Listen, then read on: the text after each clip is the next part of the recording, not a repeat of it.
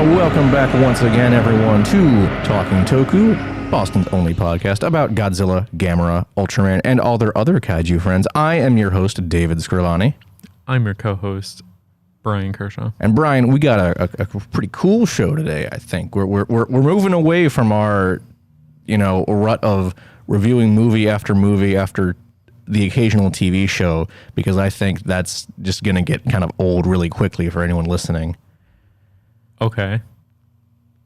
But what are we covering today? We're talking about the wide and interesting history of kaiju in comic books.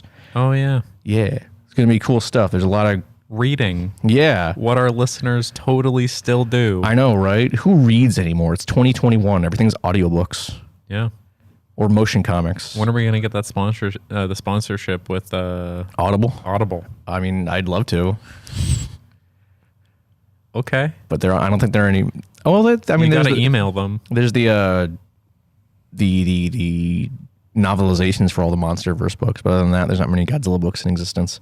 Well, maybe if we get a partnership, we can harass them into doing it. Oh, Brian, what if we do the audiobooks for the Godzilla books? Can I be Godzilla? I mean, sure, I guess. Okay. But before we get into that, we got to talk about the news. Brian, do you have any news for us? I never have news. I know you don't. You're the news guy. I know, but I'm going to ask you every time, and I'm going to give you shit for it every single time you don't have news. The audience knows at this point that I am just a passive observer with everything, and that I get all my news from me, from the show. Yeah. So Brian's essentially an audience member, just like all of you. Today, specifically, I will be role-playing as audience. Yeah, because Brian's not a good podcast host. I'm a terrible... But we'll get to that. Just like last time, I won't give you too much shit because, again, it was a very slow couple of weeks for news. First off, though, a physical release for Godzilla Singular Point has been announced. Volume 1, which will include the first 5 episodes of the series. Mostly it's not the from what I can tell from the press release, it's not really the actual anime that's the big selling point, but rather all the cool bits and bobs that come with it. There is a special Atomic Breath variant of the Bandai Movie Monster Series Godzilla Ultima figure. A bunch of cool posters and stuff, documents with all the weird science-y jargon that's apparently in the show. And the coolest thing, I think, is a download of the soundtrack to the series, which, from what I've heard, people are really loving the music in Singular Point. So I'm looking forward to hearing all that music because, music in Godzilla, that's a big thing. Yeah. Speaking of music in Godzilla, America sucks, for one. Yep.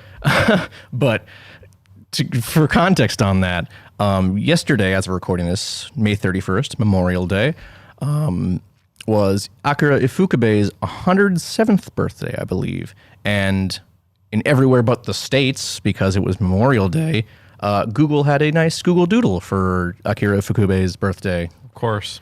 Which was really, really nice. I wish I could have seen it. It's America Day, where we memorialize the guys. In uniform. Yeah. In foreign countries. Yeah. We should not talk about this too in depth because then we'll get angry letters.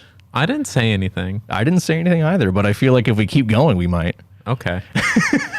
But on the bright side, we did get that doodle a few years ago for Eiji Tsuburai's birthday, which is really, really neat. But Ifukube is also very important for Godzilla.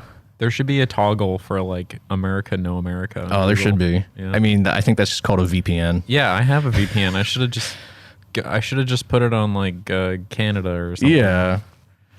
So, anyways, Singular Point, the physical release, Volume 1. Unfortunately, it's unsurprisingly, it's only going to be available in Japan. But that's disappointing. Yeah, but we're getting it on Netflix, so I guess. Okay. I mean, we still haven't gotten any physical releases here in the States for the movie trilogy, the animated series. I am not disappointed about that. I mean, I kind of am because I have a weird, stupid completionist's thing with Godzilla. Like, I need to own all the movies, and I can't because of that. Just rip it to a DVD. I mean, honestly, I think I've mentioned it on the show before. There is a website I have bookmarked that has like really good bootleg releases for like every kaiju movie you could ever think of. And they do have the anime trilogy in like one box set. It's like $50 or something. That's too much for a thing I'll never watch. Yeah, but it also has like a bunch of like bonus features, all of which are unsubtitled, but you know, it's whatever. It still allows me to own the movies illegally, technically, but yeah. So what you're saying is we can never have anybody from Toho on this show. I mean, I haven't bought any of the bootlegs yet. Okay. But who from Toho is really going to come on the show? That's a good point. Exactly. Look at these white dudes. Yeah. We barely know what we're talking about. We sort of do, but look like, at these dummies. Exactly. You know, it's not, I don't think it'll happen anytime soon. From a place called Melrose, more Yeah. like Smellrose. Wow, it it's not like terrible. It's not like that joke has been made before. I know. It's not like it has never been. It's not like I haven't heard it since I was In middle school, probably a earlier. literal child. Yeah. Yeah. But anyways, our second and final news piece, which sort of isn't even a news piece, but I thought it'd be fun to discuss given our history with this franchise. And you don't even know what I'm talking about. Colin Trevorrow teased that we're getting the first trailer for Jurassic World Dominion this week. Oh my God. I am so excited. So by the time this episode comes out, the trailer will probably already be out. So our Can you discussion here tell will I be, can barely contain my excitement? Right? We should. Oh my God! So we should talk about this real quick because the Jurassic Park franchise in general has had some highs and it's had some lows. Mostly lows. Yeah. I mean, the first, like the initial trilogy, it's solid. Like, I mean, obviously the first one is one of the greatest movies of all time. I don't love The Lost World. I think it's kind of whatever, but I actually really enjoy Jurassic Park 3. Yeah.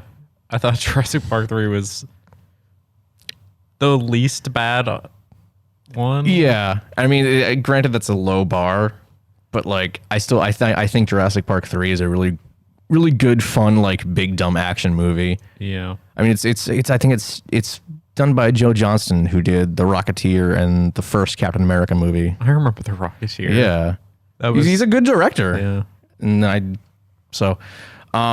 but yeah, and granted, obviously this is more kaiju adjacent than kaiju because it's there's dinosaurs. They can be big. Yeah. You look at the T-Rex or the Spinosaurus. Yeah. They're big. And I guess the Indominus Rex and the Indoraptor aren't really real dinosaurs, so they're actual monsters. I don't want to talk about it. Oh, but we have to, Brian. We have to. Okay. What do you think is going to happen in Jurassic World Dominion? I don't know, and I don't care. But I mean, they're bringing back Sam Neill and Laura Dern to reprise their roles. But why? Because they brought back Jeff Goldblum in the last one, and he didn't do anything except being like, bringing back dinosaurs is a bad thing, just like he did in the first movie. But nothing has changed. So he's like, yeah, dinosaurs are still a bad thing to bring back. Don't do it. Yeah. Yeah, he's a dinosaur genocide advocate. Yeah. Yeah. I don't know what's gonna happen in this movie, but as long as it's better than whatever the hell happened in the last movie. That's the thing. Like, it can't be any worse than Fallen Kingdom. I don't even know. It can't be any worse than Fallen Kingdom. I don't even know what happened in it. Like, I know what happened, but I don't know what it all means because it doesn't. I don't think anyone really does. Because, like, as far as I'm concerned, they brought these dinosaurs to, like, Vermont and then let them out into the woods. Yeah. And then they're just kind of around now. I mean, as terrible as the movie was, I think it's one of the more memorable theater experiences I've ever had with any movie ever. Because I don't like talking in movies. No one should talk in movies, I think. But I think Jurassic World Fallen Kingdom was the first time I like ever spoke, not even in a hushed voice, like aloud. I remember turning to you and going, "What the fuck?"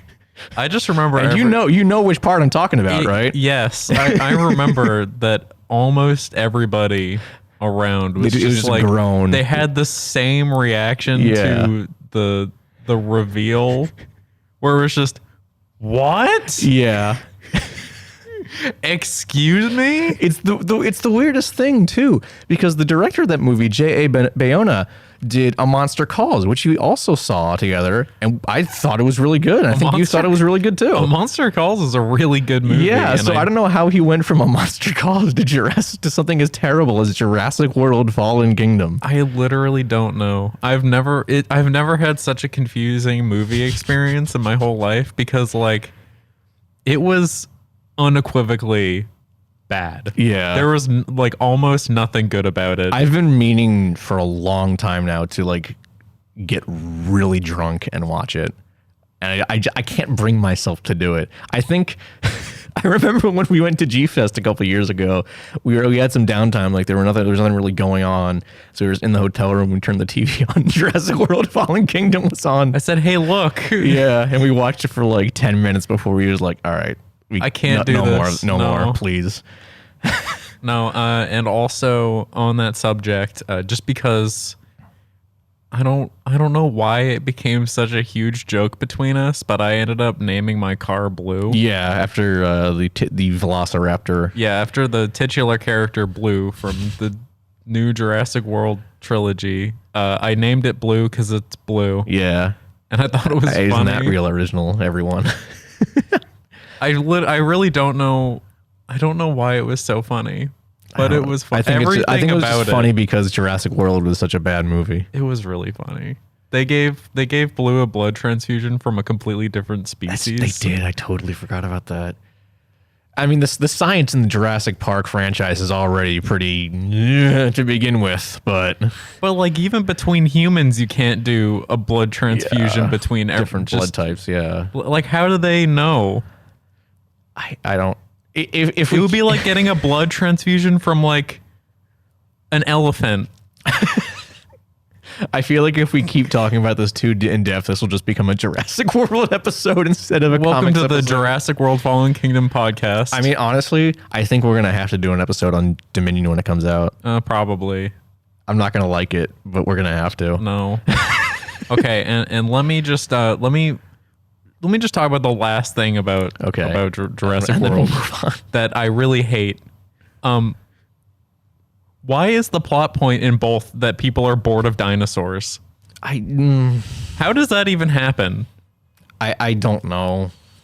I really don't know. I get it. People get bored of a lot of shit, but you're telling me dinosaurs. Yeah, you're telling me people are bored of like several story tall dinosaurs from like millions of years ago that do all this crazy shit. You're telling me people are bored of that? I mean, it's people in their 50s still go to Disney World and love it. Yeah. After one time, it's like weirdly meta because the whole plot point of that first movie in the first Jurassic World is that, you know, people are bored of dinosaurs, but then Jurassic World, despite being a very mid-tier movie, made like $1 billion.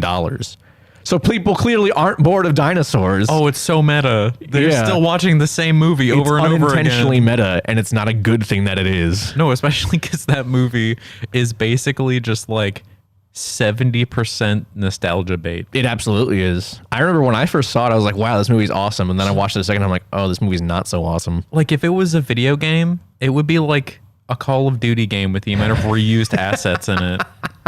You're absolutely right. Like, come on. They must know how ironic it was going to be. I don't know. I mean, Colin Trevorrow had only ever done like one indie movie before that. So I hate talking about this. Let's move on. Let's move on. So disappointing. Don't worry. We'll talk about that. Once Jurassic World Dominion comes out, you can be damn sure we'll do an episode on it. Look forward to that when it drops in 2023, probably. I think it's supposed to come out this year. I don't know. I just remember that okay, for real, the last little tirade here. I just remember that it kept going in and out of production because of COVID. Yeah, because people kept coming down with COVID on the production. And literally every time I texted you with the article and I said good. And it was probably I did it like I think it was like 3 times. Yeah, definitely like at least 3. Same reaction. Good. Yeah. Yeah. Even COVID doesn't want this movie to come out.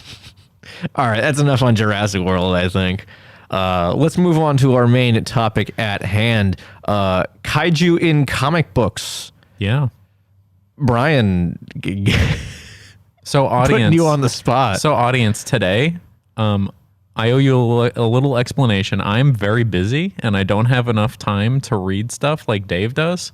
So I'm gonna be amongst you today, where Dave is gonna explain these comic books to me, and I may understand it or may not. I'm gonna do my best. I know Brian's read some of the comics I'm gonna talk about. I've read some. Most of the comics he's read, which I'm assuming are the IDW books. Yes. Like they came out like 5 years ago. Yeah. And so he probably hasn't read them for 5 years. No.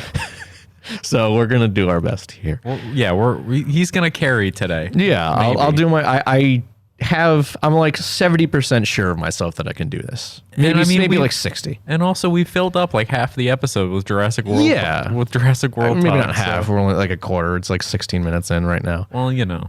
But anyways, I'll start this off because in advance of this, I went in and basically binge read the entirety of the old 1977 Marvel Godzilla comic. Oh yeah, and then you texted me a picture. I did. You better talk about it. I will.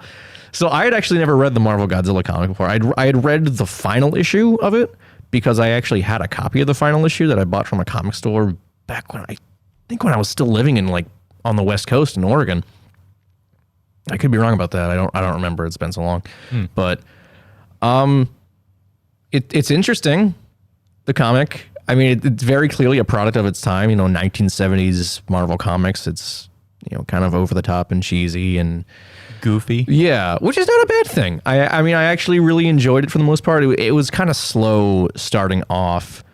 I think what surprised me the most was that because before it was only that final issue that I had read before, and that final issue has like the Avengers and the Fantastic Four taking on Godzilla. That doesn't happen until like the last couple issues of the series. Like for the most part, it's just like a couple of guys from S.H.I.E.L.D. dealing with Godzilla, like namely Dum Dum Dugan, who is a minor character in Captain America: The First Avenger. He's Neil McDonough's character with a mustache. Okay. Yeah. And he's a fun character in those comics, let me tell you. Okay. He's like, he never does not have a cigar in his mouth. He's that kind of character. All right, well, I can get behind that. Yeah. There's some interesting things that happen. Like, I think the first thing that made me kind of like, took me by surprise a little, there's a whole arc, like a whole 2 or 3 issue arc in the series that deals with a bunch of cowboys trying to take down Godzilla. Well, that's something you don't see every day. Yeah. Like he moves on from destroying Vegas and he goes to Colorado, I think. Wait, why? Because honestly, the whole point of the series is that Godzilla is not like really a monster. He's just an animal trying to live his life. But why is he going to Colorado though? What's in Colorado? He's just moving on. He's roaming. But he's like, he likes water. Well, he started off in like Alaska and then he moved inland. Oh, okay. Yeah. Anyway, so yeah, the whole thing is that Godzilla's not really a monster.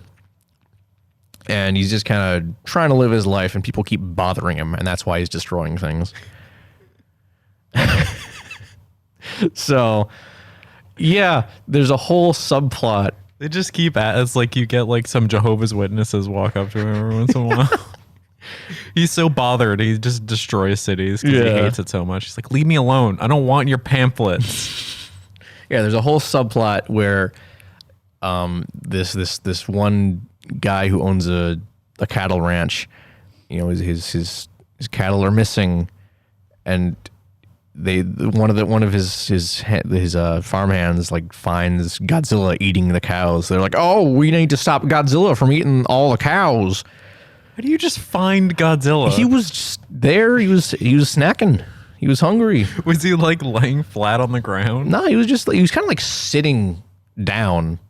Did he crisscross applesauce? No, he was kind of like sitting on his haunches like a dog would. It's so weird. Yeah. But yeah, so they Eating cows. the issue is titled The Great Godzilla Roundup. Okay. So I'm sure you can draw your own opinion. Did they ever try to lasso him? Yes. Okay. That was their whole thing. Was it one big lasso? No, it was just a bunch of them. Okay. Like they sent the two hands to go to around to like all the ranches in the area and saying, "Hey, Godzilla's here. We gotta do something." And maybe we can like get a reward or something for taking down Godzilla. There's one moment in the arc where this character, Crazy Luke, I believe his name is, he literally lassos Godzilla underneath his upper jaw and like does a bucking bronco ride on Godzilla. Okay. It's incredible. Why? I don't know, because it's 1970s Marvel Comics, Ryan. But how big is Godzilla at this point? I'm pretty sure like the Marvel Godzilla is one of the biggest Godzilla incarnations. Not like if not for Godzilla Earth from that animated movie, he would be the biggest version. What? Yeah. How does this work? I don't know. How do you get a lasso that big? It didn't even look. I mean, here's the thing. Again, it's 1970s Marvel Comics, so like size is very inconsistent. Okay. But like I think officially he is the biggest, but it's like not. It's like the 1998 American Godzilla, where stuff changes sizes. Oh yeah, absolutely. Okay. So there's that, and then there's the arc where they get Hank Pym, otherwise known as Ant-Man, to shrink Godzilla Of course. Okay. into a little 2 foot tall little man, and they cage him up, and then he escapes the cage and he runs around the streets of New York and he fights a rat in the sewers. Oh, that's awesome. Yeah. Okay. Does he win? Yeah, of course he wins. He's Godzilla. He's got atomic breath. Okay, but think about this. What if he didn't? Well, then that rat would be the new king of the monsters. What if he lost? Then the rat would be the new king of the monsters. That's how the rule works according to the 2019 film Godzilla King of the Monsters. You're right. Then he'd have to fight. The rat would be the new alpha. Then he'd have to fight King Kong. Yeah. And you asked me Rat versus Kong. You asked me who would win, a train full of rats or Godzilla. Oh yeah, I did time? do that. I don't know why I brought this up. That may have been a Giovanni thing. Probably. I just now A train chock full of rats, like literally bursting at the seams with rats versus any incarnation of Godzilla. I think I actually answered. I think the rats would win. Yeah. I think it would depend on which Godzilla. No, the rats. The rat, you think the rats? I do think the rats. I mean, what could rats do against like Godzilla Earth though? He's too big. They'd eat him. He's made out of plants. But he's enormous. But he's made out of plants. That's just a lot of food for them. I mean, I guess that's fair. Yeah. Just get a bunch of rabbits. Like, here. They'll burrow in him. Yeah. Yeah. All right, so talk, moving. Maybe we'll do that sometime. Like do it like a fantasy matchup episode. That could be cool. Yeah, Kaiju versus Yeah. like every YouTube channel on Earth that covers stuff like that. I mean, I'm totally not stealing this idea from I almost said Good Mythical Morning because I was watching them earlier. The Weekly Planet with their superhero showdown Oh yeah. episodes, which is always fun. But yeah, so moving on, once Godzilla starts growing back to his full size, but it's like kind of, he kind of grows in chunks. So after he's like 2 feet tall, he grows to like a 5 foot tall man. And there's a really funny scene where like Rob, who's like the kid character who like he wants to save Godzilla. He doesn't want S.H.I.E.L.D. to destroy Godzilla. And so when he finds Godzilla 5 foot tall in the streets of New York, he's like, okay, we got to hide you. So he puts Godzilla in a trench coat and a fedora. And then these two guys try to mug them. And Godzilla just like kind of throws off the trench coat and roars at him. And they're like, oh God, we got to get out of here. All right. It's really fun. It's a fun series. He does the thing from Wolfman where he opens up his Yes, shirt. absolutely he does. The 2010 Wolfman with Anthony Hopkins and Benicio del Toro we're talking about. Yeah. For all you uncultured people who haven't seen it. I think that's also Joe Johnston. Now I gotta look it up. I'm pretty sure that Joe Johnston also did that movie. Stand by, everyone. We need to fact check this. Sorry, it's The Wolfman. Yeah, The Wolfman. Yeah, it is. It is, all right. Joe Johnston. All right, sorry. Relationship ended with Jordan Vogt Roberts. what are Joe the Johnston odds? is now my best friend. What are the odds? I know. Okay. Now we gotta get Joe Johnston on the show. I mean, what else is he doing right now? I don't know. Okay. We're gonna talk about Jurassic Park 3. I didn't even know that Emily Blunt was in this movie. Oh, she was. That's right. That was before she was like a big actress, wasn't she? Yeah. Okay. Good for her. You learn something new every day. Yeah. All right. So then, they get the Fantastic Four to send Godzilla back in time Okay. to the age of the dinosaurs. This is But they're like, it's so goofy. there's dinosaurs, but there's also like completely intelligent humans living in the age of the dinosaurs. I'm like, that's not scientifically accurate. No. But then he teams up with a devil dinosaur, and they fight him off, and it was cool. That's cool. And then he gets transported back to New York, and then the Avengers come in and fight him. And then Rob, the kid character, he's like, "No, Godzilla, they're gonna kill you if you stay. You gotta go home." And Godzilla's like, "Oh, okay." He just goes home. And and he leaves, and it ends like it ends really quickly. Wow. Literally it shows him going into the water, and then there's maybe 5 panels, and the comic ends. Okay. They just ran out of ideas. I guess so. It was a lot more like abrupt of an ending than I remembered it being. I don't know why, but the kid is giving me Chris Redfield vibes from RE8, where it's just like, Ethan, no. But it's like, Godzilla, no. Go home. You are in out of your depth. So we need to get a motion comic of the Godzilla 1977 series and have the guy who plays Chris in Resident Evil Village voice Rob. Yes. In the same voice. But like really gruff. Yeah. Even though Rob's like a 14-year-old kid, he's going to sound like a 40-year-old man. Of course. Or we just get like a Resident Evil Godzilla crossover, which would actually probably be pretty cool. Honestly, I'd watch that. Yeah. Or play that, rather. Whichever works. I mean, I would watch it. Yeah. I want it. Yeah. I mean, Capcom, listen, man. You guys, everyone seems to really like Resident Evil Village, but if you want people to like really like Resident Evil 9, just put Godzilla in. Yeah.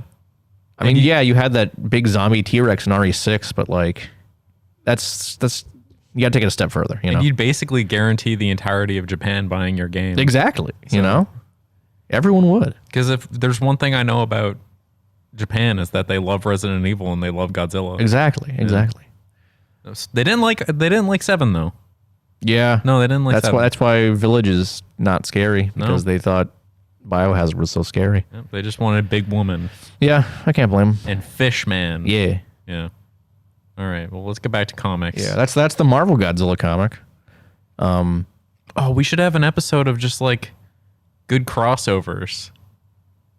Are there really enough crossovers to talk about it, though? I'm sure we could figure out a few. We got to do some intense research for that. Some late night study sessions Yeah. of stuff for crossovers. Yeah, absolutely. We just get a big whiteboard with like some red.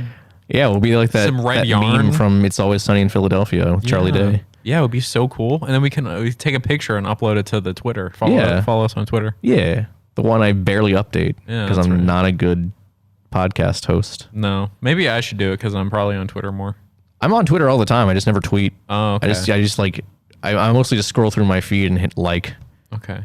Anyways, a series I wanted to revisit for this, but I only read like I didn't even technically read the first 2 issues. I read the 2 comics that serve as a prequel but are not part of the actual series. The Dark Horse Godzilla comics. Have you read those? I think I did. I remember them being really good, but again, I only read I actually read them like literally right before coming here. This is another reason why you got here before me, actually. Oh, really? Yeah. Okay. I read I think it was 1987 was that first Godzilla special. And then they did the 92 Godzilla Color special that Art Adams did, which is so phenomenal. Not only because Art Adams is one hell of an artist, but also just the story behind it. It's, it's G-Force, which, by the way, I didn't know this.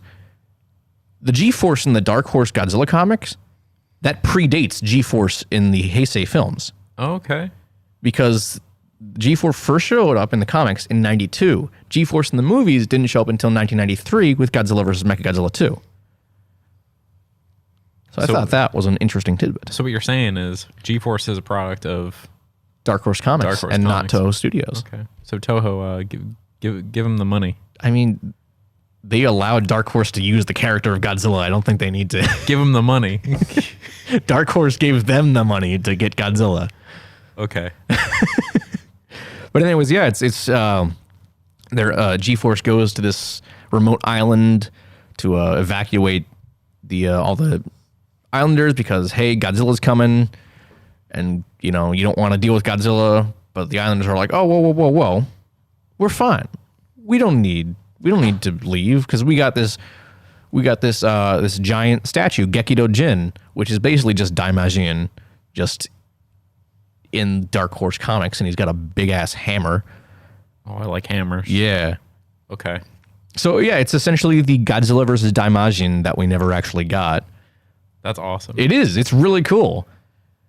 And they do fight, right? Of course they fight. Okay, good. I mean, it's kind of a one-sided fight because the whole thing with Gekido Jin is that he gets defeated really easily, but he can almost instantaneously reform himself out of from the earth and the stone. Oh, that's pretty sick.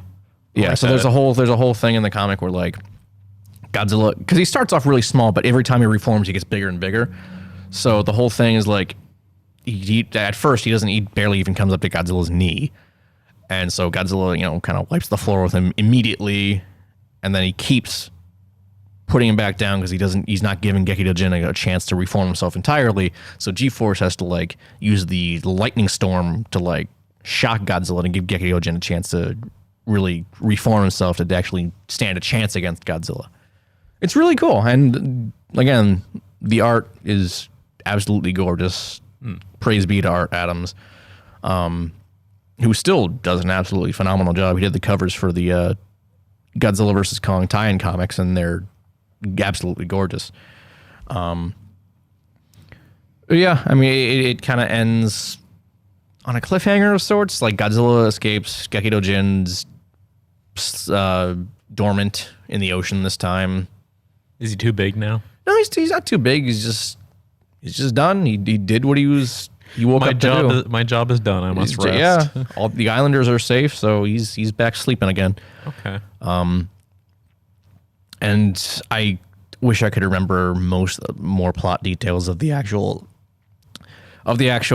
series that followed it. But I remember really liking it. They have a bunch of really cool characters they created for it. There's the Mechagodzilla stand-in Cybersaur. Okay. That's a weird name. Yeah, there's a giant space bat called Bagura, which is really, really cool. Why does that sound familiar? Because you probably read the comic. Oh yeah, I probably did. Big red space bat. Yeah, it does sound familiar. Yeah. I don't know. I haven't read anything probably since high school. Jeez. Middle. I've read stuff. Okay, I was gonna say, but it's been a long time since you've read anything. Read any Godzilla comics? Okay, all right. Any Godzilla comics since high school? Yeah. I've been a somewhat busy guy in between other stuff, except for the couple times where I was unemployed. But I haven't read anything. Yeah. But that does sound familiar. Yeah. I love Bagura. I think he's one of the definitely the cooler original creations from Godzilla comics over the years. And then I vaguely remember they brought in the aliens from Godzilla versus Mechagodzilla, the ape men. The ape men? Hell I don't yeah. remember exactly how they fit into the plot, but I vaguely remember that. And I vaguely remember there was another alien race that was like that came to Earth to like hunt Godzilla. Like predators. Yeah. Oh. I remember they had these like there's this cover that just has Godzilla like pocked full of these just enormous arrows. You know, they're big enough to be, you know, essentially an arrow, a normal size arrow scaled up to be a normal size arrow for Godzilla. So like Dark Souls. Yeah, I get sure. Super great bow arrows. Yeah, sure. I'll take your word for it. Yeah. You never played Dark Souls. I know.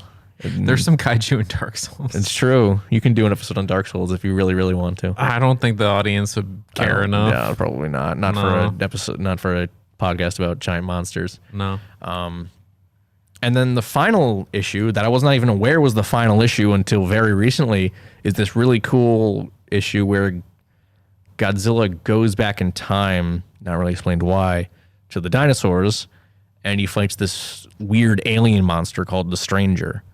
It's really cool. You know, it's all told through. You know, there's no dialogue obviously because it's just Godzilla, the Stranger, and a bunch of dinosaurs. But it's a really cool issue, and I was kind of shocked to learn that was the final issue of the series because they just I don't think they intended on ending it there, but I guess the series just wasn't selling well or something. Well, that's disappointing. Yeah. Well, I'm gonna kind of change gears here. We're talking about Godzilla comics. Godzilla is not the only kaiju that has comics. This is correct. I mean, I've talked multiple times about the Marvel Ultraman series. We've talked about Ultra Mega, Actually, I have read that. Yeah, you have, but you already talked about that. Yeah. So you can't talk about it again. Oh man, I was supposed to bring the other issue for you today. Yeah, I forgot to. What the heck, man? Whoops. Oh well. Anyways, I want to talk about Red Man.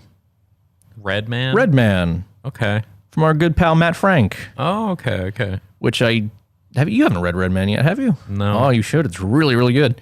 So Red Man. If you have it, I'll read it. I do. I have the 3 volumes that exist, and I'm not actually sure if a 4th one is coming because I feel like he hasn't said anything about Red Man in a while. Ask him. I might.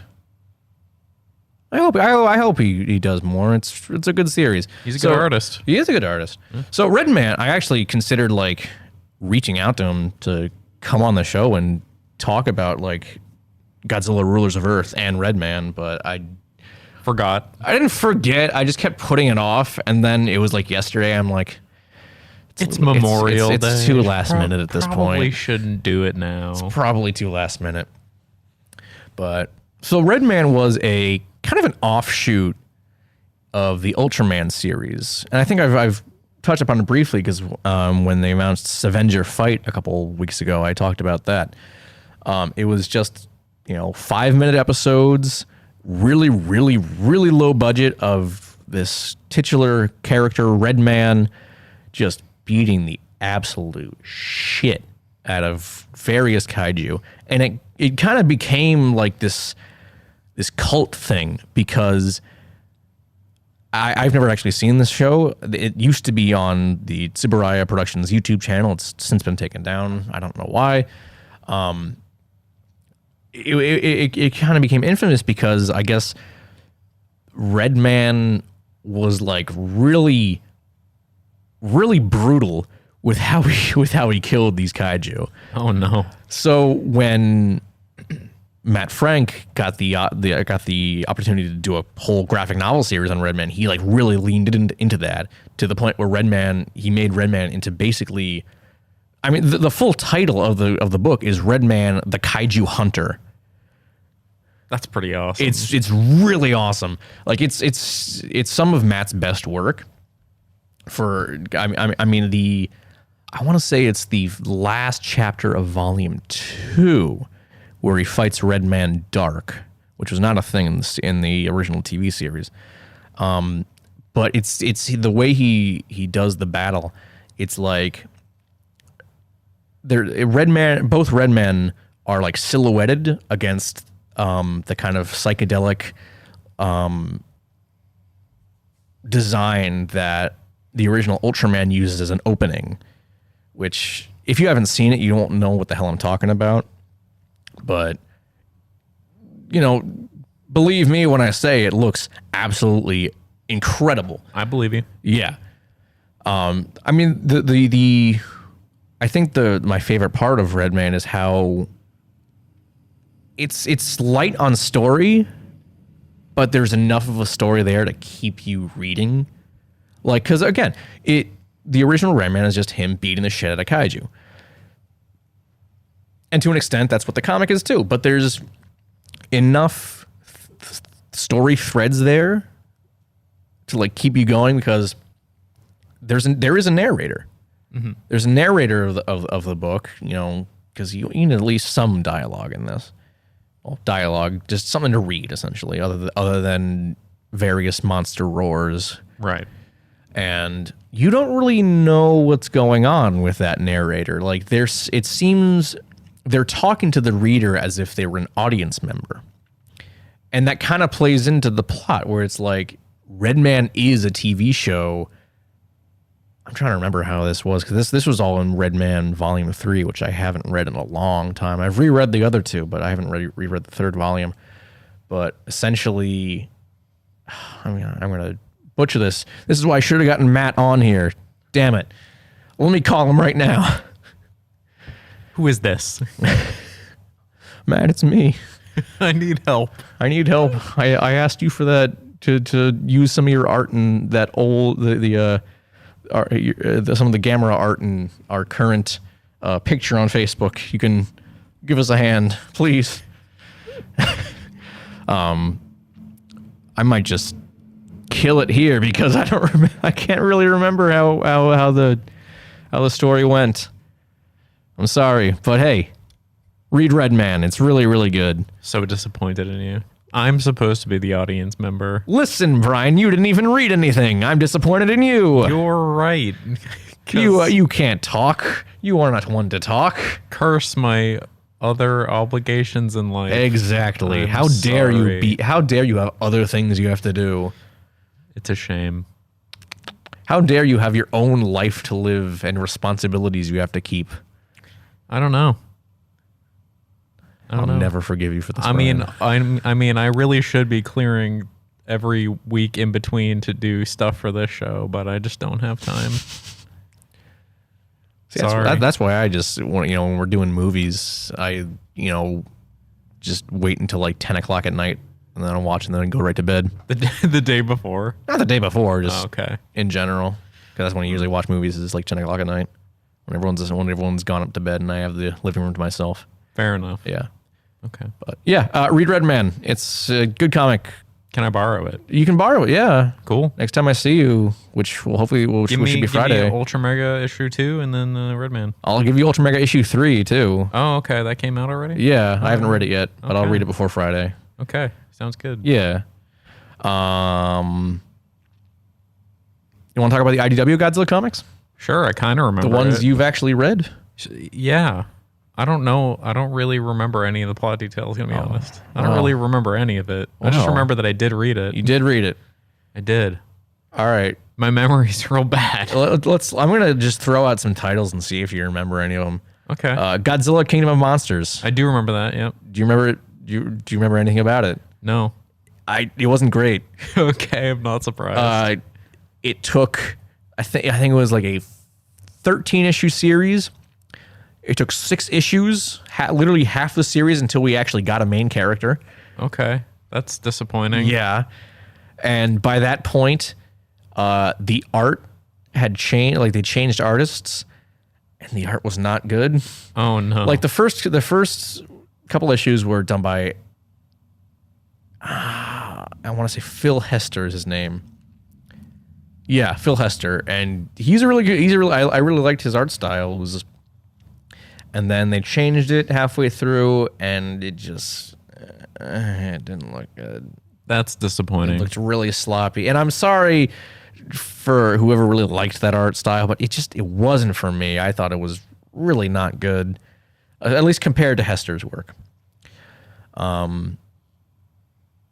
And the story wasn't that interesting either. Well, it got interesting once they actually got a main character of it with Stephen Woods, because he was like kind of protecting this little girl, Allie, and they found like the abandoned failed Mechagodzilla and like kind of took control over it. And they're like, oh, well, this is just lying here.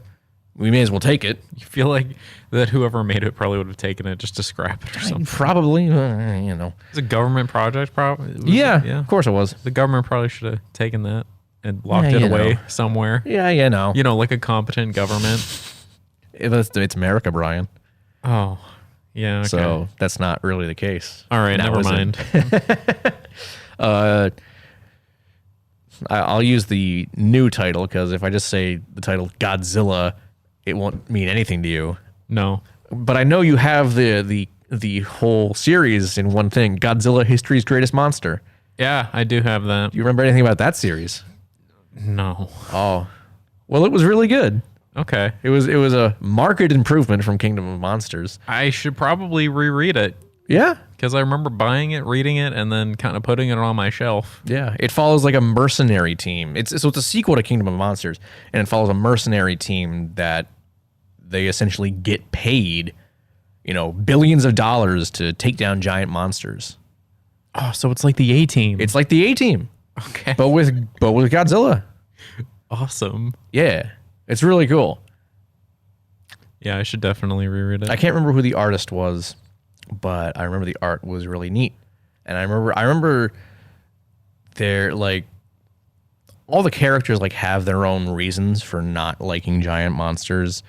Like Boxer, who's basically just Jason Statham. He looks like Jason Statham, albeit a little, bulkier, and he's British, so like that's just Jason Statham. Like you can't tell me otherwise. I think Godzilla like killed his wife, I want to say.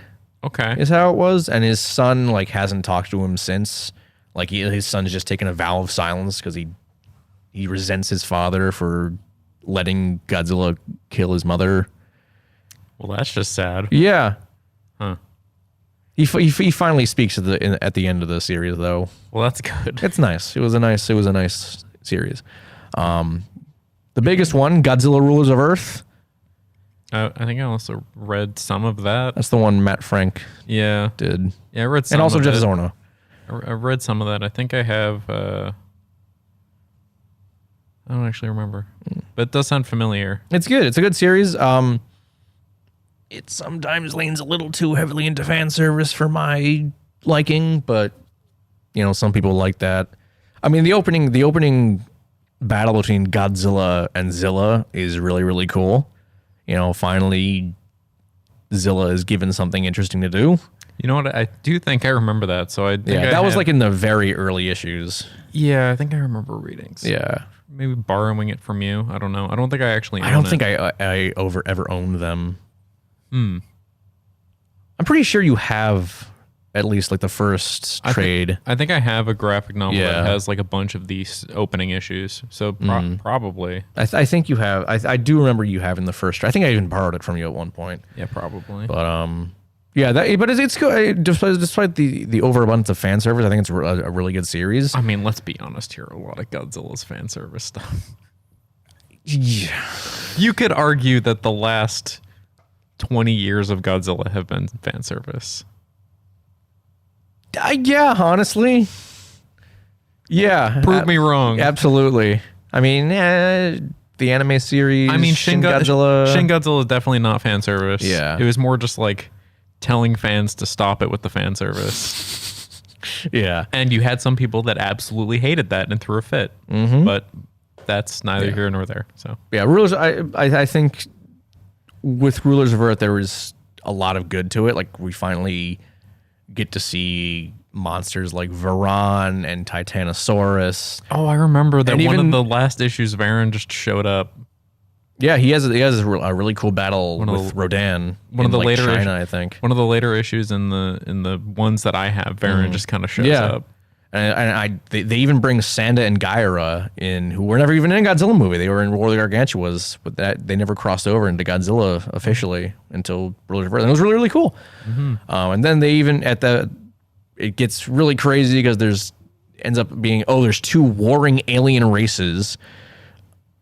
Oh, it's like Transformers. Yeah, there's the Deveronians, who are like, I think they're technically earthbound, but they live underwater, so they're basically Atlanteans. And then there's the Cryog, who are like actually from space, and they have control of like, Orga and Gigan and all those. And I think Space Godzilla, or maybe Space Godzilla is his own thing in that. I don't remember. But I do remember. Interesting. It was really cool. There's which again, this is very, very fan servicey, but there is a point in the series where Godzilla and Space Godzilla team up against the other alien monsters. Okay. So that was really, really cool. I think I had it as my cover photo on Facebook for a while. I would not be surprised. Yeah. That sounds like something you'd put as your cover it does. photo. It absolutely does. Yeah. But it's a good it's a good series. I like it. Even though I didn't love the ending, and it felt kind of abrupt, not as abrupt as the Marvel series, but Go home. yeah. Godzilla, no. But I do really like the original monster they made for that series, the trilopods, which are essentially just they're parasite creatures that like absorb the energy of all the other monsters and like kind of it was kind of like Orga in the fact where they absorbed the energy and like kind of started to take on the physical characteristics and abilities of the monsters. That's kind of cool. Yeah, it was really cool. And I think I saw a thing that Matt said a while ago that like his personal headcanon was like the trilopods were on for some other alien planet, and the Cryog, who are the aliens who are controlling the trilopods, they kind of tinkered with their DNA and like experimented on, and like infused some of Orga's DNA in there and to give them that that energy sapping abilities. And I think that's a really cool idea. That's pretty cool. So those are all the ongoing IDW comics. I'll move on to the miniseries. Godzilla Legends, anything? That does sound familiar. When did that come out? I don't remember. Okay. It was around the same time as Kingdom of Monsters, I think. It was like each issue was a one shot focusing on a different monster. It was Destroya. It does sound familiar. I don't know. I know I kind of just bought a bunch of stuff and maybe read it, maybe didn't. I don't know. Yeah, there was an issue on Anguirus, Rodan, Titanosaurus, Kumanga. I want to say there was one more. Who was it? Oh, Hedera. You know what? I do think I actually read this. I think I've talked about it on the show before because EJ Sue, who was the artist for the Hedera issue, he's doing the Godzilla Rivals series for IDW, also with Hedera. But yeah, that series is kind of hit or miss. Some of the issues are really good. Some of the issues are not so good. The Anguirus issue is really fun. So I think that was the first comic that Matt did for IDW. Oh yeah, I did read this. You did read it. Okay. Yeah, I did. Okay. There you go. Because I was like, if I see the cover, I'll know if I've read it. So do you remember anything about it then? I don't. Well, that's helpful. Well, because I'm bad with memory. I guess. I mean, I read it once and it was probably about 5-6 years ago, maybe. Okay. I'm sorry, audience. Forgive me. I hope that I've given you enough entertainment with my Jurassic World rants to cut me some slack. We'll do another Jurassic World episode where we can really let loose on that. Oh, please. I will write a script Oh boy. for it. Should we do that before or after we cover Pacific Rim Uprising? Let me think about it. Okay. Okay. Godzilla, Gangsters, and Goliaths. I do remember you telling me to read it. And It's good. I never did. It's basically like a gangster movie, but with Godzilla involved. I just remember every time you brought it up with me, the title made me laugh. I mean, it is a funny title. Yeah. I'll say that much. No, I did not read that, but I know that you told me to on several occasions. It's good. Like you do with most stuff. Yes. hey, Brian, watch this. Hey, Brian, read this. Hey, And Brian, be like, read this Scott Ian book that I gave you like 10 years ago. Sure thing. It's been 10 years. Haven't touched it. What else? Did you read Godzilla in Hell? I think I read some of it. It was also hit or miss. Okay. The first two issues were really good, and then everything else was kind of okay. I think I maybe read like the first one or like the first, maybe the second issue on something. Maybe Comixology. Well, the first issue was done by James Stokoe, who did what I think and what a lot of people would probably agree with is the best Godzilla comic, Godzilla: The Half-Century War. You told me about that. Did you read it? No. You are really missing out on that, especially. I It's know. so good. James Stokoe he both wrote and did the art for the series. So the Half-Century War is entirely his baby. And it's incredible. Like the amount of detail he puts into his artwork is incredible. Like he has such an eye for everything. And so it takes place over 50 years, hence the Half-Century War. Like it starts in 1954 where Godzilla first appears, and the main character whose name I'm forgetting, he's like a young man when he sees Godzilla in 54, and he basically spends the next 50 years of his life, tracking down and trying to take down Godzilla and all the other monsters that show up. And they bring back the Dimension Tide from Godzilla versus Megaguirus. I remember that much. Okay. But I can't remember if it's the same, if it's still like a black hole generator, but I do remember the main villain, Dr. Deverick. Notice anything about that name? No. I didn't even realize this until someone pointed it out to me. It's a portmanteau of Dean Devlin and Roland Emmerich's last names. Okay. Okay. Sure. I mean, it's a funny nod. That's pretty It's funny. cute. I like it. Can I just say though, a black hole generator is probably the dumbest super weapon I've ever seen. It's in a Godzilla movie, Brian. I know, but it's so dumb.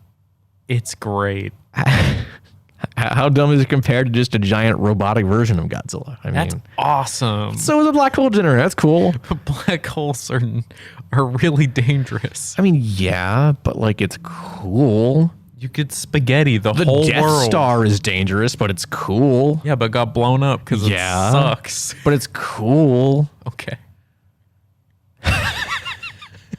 We can get into how terrible the Empire is at planning and strategy But later. Brian, this is the Talking Toku podcast, not the Talking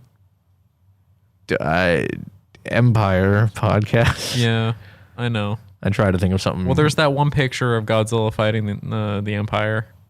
Is there? Yeah, there's like fan art somewhere. Oh, I'm sure, yeah. It looked pretty cool. He was shooting down a Star Destroyer. That's cool. Yeah.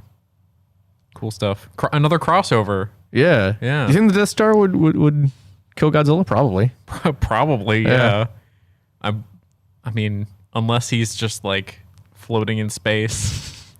I mean, survive he did survive the Dimension Tide because in Godzilla versus Megaguirus, after you go through the black hole, there's that post-credit scene where he survives. Okay. I mean, if he can survive a black hole, I mean, he could probably survive a planet blowing up. Okay. yeah, probably. Why not? Sure, it's Godzilla. Yeah, I mean, that's literally the only explanation you need to explain why he survived. I mean, I do hate people who are like, who give Godzilla kind of like Goku syndrome, where it's just like, oh, he's all powerful in any given situation ever. No. Yeah, no. If the sun supernovas, he's not gonna survive he's it. really not. No. You got the meme of What the hell are we talking about right now? I totally got off track. You got the Omni-Man meme. Yeah. Where you just like think. It's just like a Godzilla fans trying to explain why Godzilla wouldn't survive the heat death of the universe. Absolutely. I think that about covers all the Kaiju comics I wanted to talk about. I wanted to read the Dark Horse Gamera series because I was under the impression that it was just an adaptation of Gamera, Guardian of the Universe. But apparently that's not the case because the comic got reprinted for the Arrow Gamera set, and I kind of flipped through it, and it's an entirely different story. Like it brings in some of the Showa monsters like Virus and I want to say Baragon as well. But I didn't get around to reading it, unfortunately. So I was a little disappointed that I didn't get to. I'm sorry. Well, maybe another time. Yeah. And maybe I can actually read it. Yeah, maybe we'll do a part 2 on comics so that Brian can actually contribute. Just give me 3 months. 3 months. Yeah. We'll be gone by then. You'll be? You'll be. Oh yeah. Won't you? But we're gonna continue. We're gonna continue it. We're gonna continue the podcast. Yeah, We're gonna do it over the internet. Yeah. The wonderful internet. Over Skype. But it's gonna have to be a little early recording time because I will be 3 hours in the. You mean late? In the past? Or late. I mean, I'll be 3 hours in the past. I mean, if we do this at 1 my time, that'll be what? 10 for you? Yeah. You'll probably be waking up. Yeah, no thanks. Yeah. We'll just do it really late. You know? Watch a movie at 10 o'clock and then cover it at. I mean, it depends who's here at that time for me. Good point. To actually let me in to do this. Or we could just buy some equipment at home and do it at home. So, or we do this when you move. Fire up that Patreon. When you move, you take a can with a string, a really long string. Okay. And you just take it with you on your trip cross country. Okay. And then that should work, right? So what you should actually do is grab a laptop, put it here, get a picture of my face on it, get me on a Discord call, and put the mic right up to the. I mean, there's a thing that I can just. Yeah, but it would be funny. No, it would be like if I was here. But it wouldn't work. It wouldn't work as well. Oh yeah, you're right. It would sound funny though. You're probably. Yeah. Anything you want to add about all the Kaiju comics that you didn't read, Brian? Real cool. I have read a bunch. I remember generally liking them. Okay. When I read them. That's good. But I'm gonna go on a little bit of a journey. A journey in the next couple months to maybe read because hopefully I'll actually have some downtime coming up. That's good. I have faith. I'm sorry that I don't have as much free time as you do. Unbelievable. Dang. Anyways, I'm going to assume there was no cool new Kaiju thing that you were checking out recently. Well, I think we're going to check out a game. You want to talk about it? We talked about it yesterday. Well, we haven't checked it out yet. So I was not checked it out yet, but there was already something else I was checking out. So I was going to talk about that. Okay. I finally, after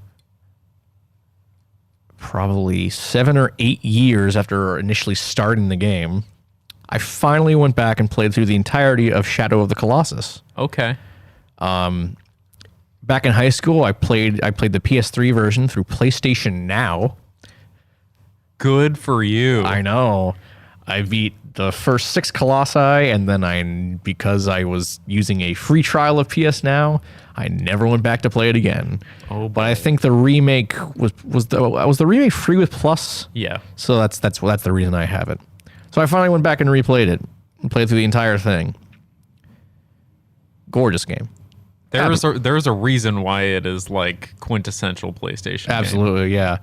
I mean, and there's even, aside from the fact that it's giant stone monsters, like there is another link to this podcast because the guy who did the music, Ko Otani, did the music for the Gamera trilogy as well as Godzilla, Mothra, King Ghidorah, Giant Monster All Out Attack. Oh yeah. And honestly, like, I actually watched that the other day.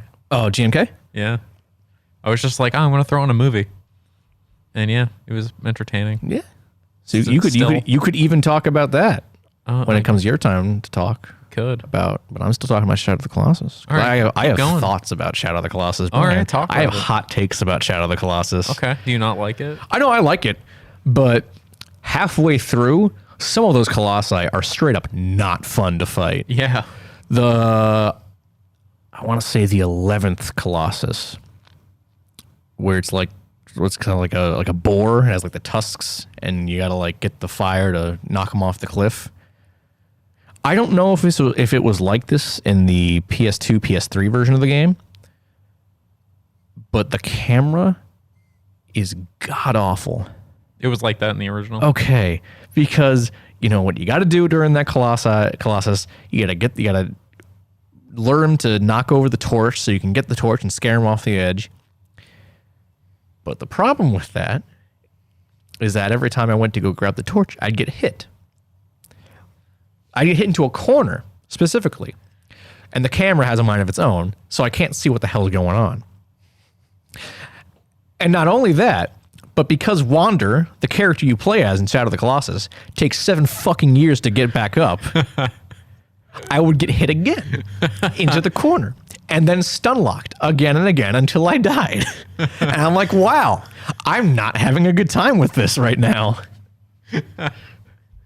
Yeah. That's like the biggest complaint I've heard from Shadow of the Colossus is that the camera is just really bad. It's bad. And also stun lock, like getting stun locked is so easy. Not fun. But the one right before that, the 10th, which is like the snake looking thing in the sand. Mm-hmm. I wasn't a fan of that one, mostly because I was just stupid because I didn't think to shoot it in the eyes because up until that point, that was never a viable option. So why would I think, oh, I could shoot him in the eyes? No. Up until that point, that was never a thing. Why would I think I could do that now? I don't know. No. I don't appreciate it. I think you might just be dumb. I am. Get good. I am dumb, but still. Also, the second to last Colossus gave me a lot of trouble. I knew what to do. It's the one where he's like walking back and forth and he has like the sword. Okay, yeah. I knew exactly what to do, but the game just would not cooperate. Like, because what you got to do, you got to have him stomp on that platform so you could reach up to climb up onto the higher thing so you can jump onto his head. So I would do that, jump onto his head, stab. Then I'd move down to the next weak point, which is like on his chest, stab. I'd run out of stamina, so I'd fall. Then I'd go back, get back up there, jump back onto him, go down, try being the operative word here, try to go down to his elbow to stab him to make him drop his sword, miss grabbing onto his arm, fall back down, okay, go back over to get back up, get killed when he's trying to stomp the platform, rinse and repeat at least 3 or 4 times. Yikes. I was not... I don't rage quit in video games all that often. Did you rage quit? I rage quit. Okay. I had plans that night, so and I was texting our friend Giovanni. I'm like, Giovanni, give me like 15 minutes, because I assumed that's all I would need. Died immediately. I go, never mind, I'm coming now. Oh my god. I was getting heated. It was not fun. That's pretty funny. Yeah. Oh my god. I'm not proud of it, but. Was it like The Last Guardian? You played that? I did play that. I played it when it came out. I haven't touched it since. I heard that game was rage-inducing. Not really. It was just Some frustrating people. because like Trico like behaves like an actual animal in that he doesn't always do what you want him to. And actual animals can be like very frustrating. Exactly. So it's realistic at that and that. Yeah. Yeah. So that's what I did. I played the remake of Shadow of the Colossus, and I really enjoyed it. Yeah. It's a gorgeous looking game. Just look up a guide maybe to avoid. I know some of the. Well, that's what I did for the other one. Yeah. Oh well. Yeah.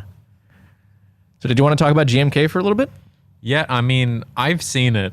I've seen it a billion times. Everyone's listening to this podcast has probably seen it. Probably. It is one of the more popular Godzilla movies. Definitely. I don't know. I just kind of threw it on. I was like, I'm bored. I don't really know. I was just playing some games, and I just wanted to throw on a movie in the background.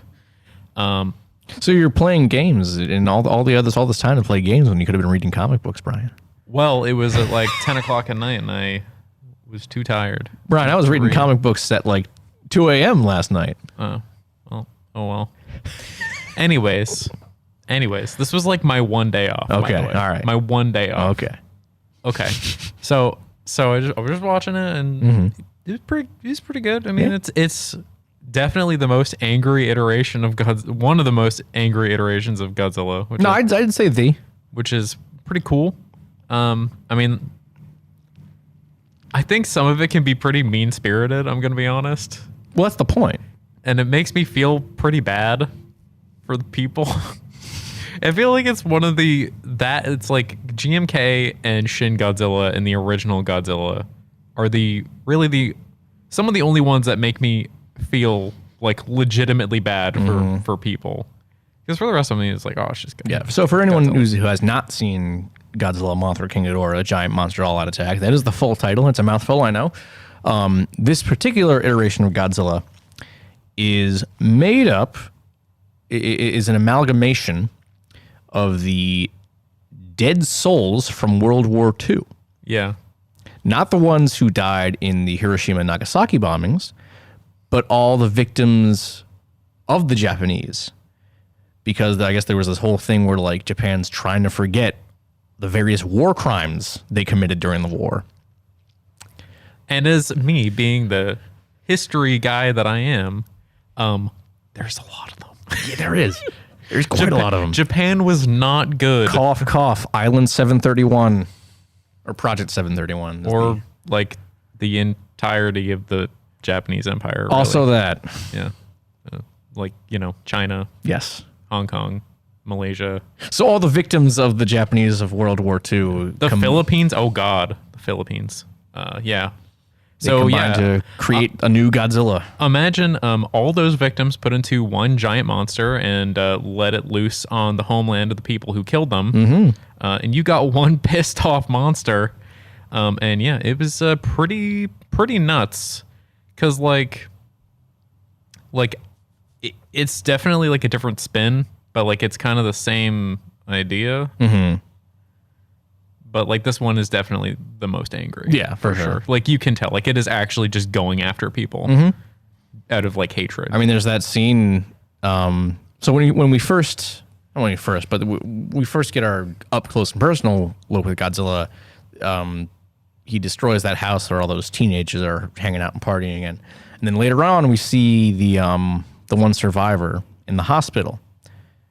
Conveniently, right when Godzilla's rampaging through Tokyo and she sees him outside the window and she starts freaking out, understandably so, walks by the hospital window and she has this look of relief on her face. And then tail swipe, destroys the hospital. The whole thing crumbles. What a dick. Yeah. And then like you got like woman like screaming really loud in the parking lot of like a grocery store, and Godzilla uses his atomic breath on her, and we see a mushroom cloud. A mushroom cloud. A mushroom cloud. A mushroom cloud. Mothrum cloud. Yeah. So it is. He's pissed. Yeah. Real pissed. It's definitely. I personally, I kind of find the movie to be a little overrated. Yeah. I mean, people kind of say it's kind of like the be all end all for good Godzilla movies. I don't think that's true. I think it's a really good movie. It's good. I just don't think it's as incredible as a lot of people make it out to be. Honestly, I'm gonna be real. I think that the movie would have been better without the other monsters. Well, here's the thing, because I'm sure you know this, but it wasn't initially supposed to be Ghidorah and Mothra. I do think you remember. Baragon was always supposed to be in there, but Shusuke Kaneko wanted it to be Anguirus and Varan. Okay. But Toho was like, well, no one knows who those characters are. We need to get someone else to, really sell the movie. So they made him use the more popular King Ghidorah and Mothra. Disappointing. I know. I mean, it essentially would have been the same exact movie had Anguirus and Varan been in the film, I think. But it would have been more interesting, I feel. Yeah. We have enough King Ghidorah and Mothra content. Well, also because it's just another time where Ghidorah gets his fucking ass beat. Yeah. Like hard several at first, times. But then he like holds his own. Yeah. In the end. I guess like I would have liked it better if it was more kind of in line with like Shin Godzilla type stuff. Cause like it is interesting because like Japan is like one of those countries, like if we're talking about real world stuff, it's like one of those countries that after World War II, they went through like a dramatic shift. Yeah. And from like this imperialist, diehard nation towards an emperor, a really, like horrible war crimes, like, really not good, to basically like America's kind of like sphere of influence in, and so now you have like, they went through like huge like Americanization, and, now they're kind of their own thing. They're more just like, they're not like under direct American influence like they used to. But like it's dramatic how they've kind of like changed as a country from like ideologies, and like that's why you get like all these crazy like art forms from them and stuff. But like it would be really interesting to get like kind of like, what your what your grandfather's generation did comes back to haunt you. If you try to like, if you don't, if you try to move on with it without actually trying to like, I mean, come to terms with it. Because I feel like you get a lot of people who are just like, well, I didn't do that. But then, and you get that with people here in America who are just like, oh, I didn't do that. But then like they didn't learn from stuff that their generations did. Here's an interesting question for you that I'm sure I already know the answer. Okay. Do you think we'll ever get a movie that deals with those same kind of themes, but here in America? Probably not. No. Americans never. don't like that. We don't really that's the reason that almost every mention of the atomic bomb was censored, was completely removed from when they brought the original Godzilla over the States as Godzilla King of the Monsters. Mm-hmm. He's just a giant monster, nothing to do with the bomb whatsoever. Yeah. I mean, Americans don't like self-inflection. So yeah. I feel like GMK would have been much better if they just either removed the monsters completely or had some different ones. I feel like just by putting Mothra and Ghidorah in there, they kind of... I liked the folklore aspect of that, like having the guardian. I liked that idea. I liked it too, but honestly, it kind of like the tones kind of clashed for me at that point, because you're trying to go for like this mystical kind of like thing to like, you have basically a demon in the in the form of Godzilla. Yeah. So you have like this like godlike destruction mixed with like mythical stuff that's kind of like goofy. Well, that's what Kaneko's like strong suit is. He does really well like mashing up those genres. Like you can just watch the Gamera trilogy and you can see how good he does with that. Yeah, I guess so. Gamera 2 especially, like we're pitting Gamera, and at that point in the series, we still don't really know much about Gamera, but he's clearly like this protector of Earth that has some sort of mysticism behind him, and you're pitting him against this, alien force. I think it works. Yeah, I mean, I'm not saying the movie doesn't work. Yeah, I'm just saying for me, like I feel like keeping a more consistent tone towards like, basically what I talked about, like, being Godzilla being what he is. I feel like you have a lot of cool opportunities with that. So, I mean, hopefully someday in the future we get something similar. I doubt it, but probably not. But it'd be cool. I really just wanted to bring it up because of that one clip that you showed me of the lady who was in the Baragon suit doing the roar. Oh yeah, Rie Ota is her name. And every time I watch that movie, I think about that, and it makes me laugh. Yeah, for anyone who doesn't know, there's behind the scenes for that movie that have Rie Ota, who is the suit actress for Baragon, and every time Baragon roars, you can hear her in the background just going, "Rah!" It's awesome. It's so adorable. Good. Yeah. Same energy as on Star Wars Episode 1, The Phantom Menace, where they had to tell Ewan McGregor to stop making lightsaber sounds. Yeah. Every time he swung his lightsaber. Yeah. Same energy there. Same energy. All right. Anything else we want to add? That's all I got. That's all you got? I think that's all I got, too. Do we have a topic for next episode? No. No? I'll figure something out. So we'll think about it. Put a questionnaire up on the Twitter or Facebook. I'm sure people will answer. I'm sure people will answer, and if they do, I'm sure it will be appropriate answers. Yeah. All right. Well, we'll figure something out for you next time. Don't you guys worry. That was Talking Toku, Boston's only podcast about Godzilla, Gamera, Ultraman, and all their kaiju friends. Feel free to give us a follow on Facebook and Twitter, both at Talking Toku. I am your host, David Scrivani. And I'm your co-host, Brian Kershaw. We'll see you guys next time. Bye. So long.